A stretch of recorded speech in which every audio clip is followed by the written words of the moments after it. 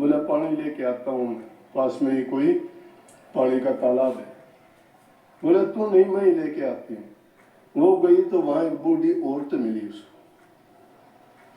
ये आम कहावत चलती थी पहले, बताया करते थे। बूढ़ी औरत मिली तो उससे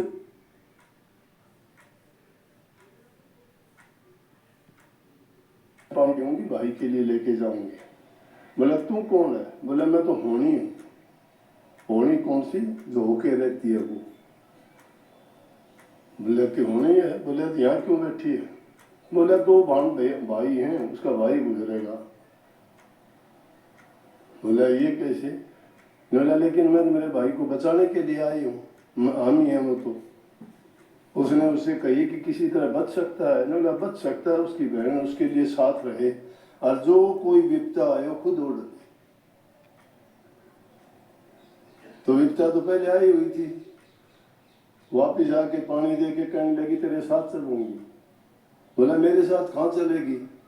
मुझे तो पता है मेरा अंत टाइम है, शेर खा जाएगा, सांप खा जाएगा, नदी डबो देगी।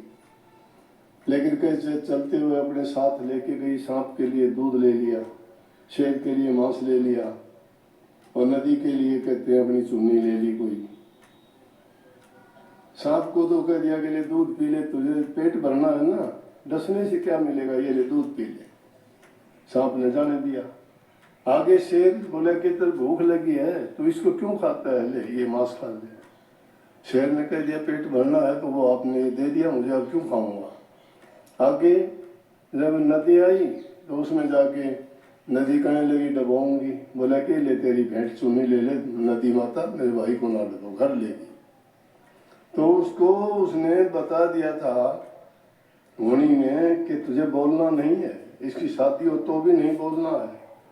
और भी कई इस प्रकार की जब उसकी शादी का टाइम आया ऐसी विपदा आई, लेकिन वो उसकी बहन आखिरी टाइम तक, शादी होने के बाद पति पत्नी को भी नहीं मिलने दिया। उसको पता था क्या होना है। जब उसके घर में दूसरी आफत आई, छत टूटी, उसके नीचे दब के मरना था, लेकिन वो बहन थी उससे पहले ही उसने उनको चेता दिया, उसको पता लग जाता था। तब तक वो बोली नहीं किसी से। कहने लगी तेरा आने का क्या फायदा है, तू तो खुश नहीं है ब्याह करने से, बहू आने से खुश नहीं है तुम। उसके भाई को पता था कि ये जो करती है वो सब मेरे लिए करती है। कहने का मतलब सारी विपदाओं को टाल के उसके भाई की शादी करवा के और सबसे आखिर में उस घर से विदा हुई।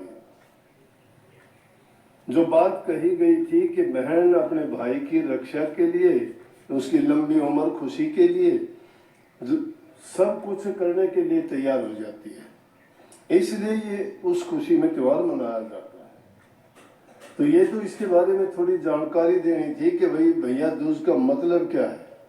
हमारे त्योहार बहुत अच्छे हैं, उनका बड़ा महत्व है, उनसे शिक्षा ले तो आदमी बहुत से परेशानियों से बच जाता है। दिल के अंदर उनको एक ऐसी भावना पैदा हो जाती है कि जो चीज खत्म होने वाली हो वो पुनः जुड़ जाती है।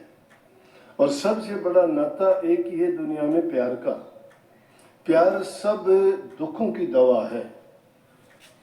एक आदमी परेशान है, परेशानी में अगर तुम उसको कोई भी थोड़ी सी भी अच्छी बात भी कहोगे तो भी उसको तकलीफ होती है, लेकिन उसी बात के समय या परेशानी के समय उससे मिल बैठ के शांति से अगर अच्छी बात करते हो, अच्छी बात उसकी बुद्धि को, विचारों को सुधार देती है, बना देती है। और जो ऐसे वक्त में किसी की बुद्धि और विचारों को सुधार देता है वो गुरु कहलाता है।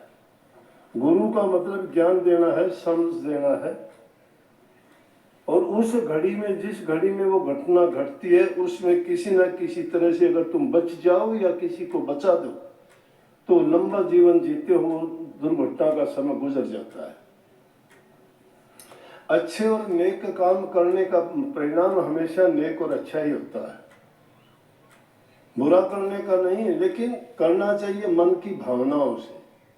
तुम अगर कोई काम करते भी नहीं और भावना तुम्हारी शुद्ध नहीं है, पवित्र नहीं है, वो उसमें प्यार नहीं है, दया करुणा नहीं है, तो वो करना कराना बेकार चला जाता है, कुछ नहीं करना।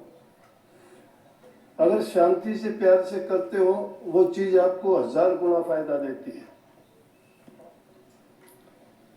अगर वही काम भी करते हो, आदमी कई बार ऐसे हालात में होता है, अपने ही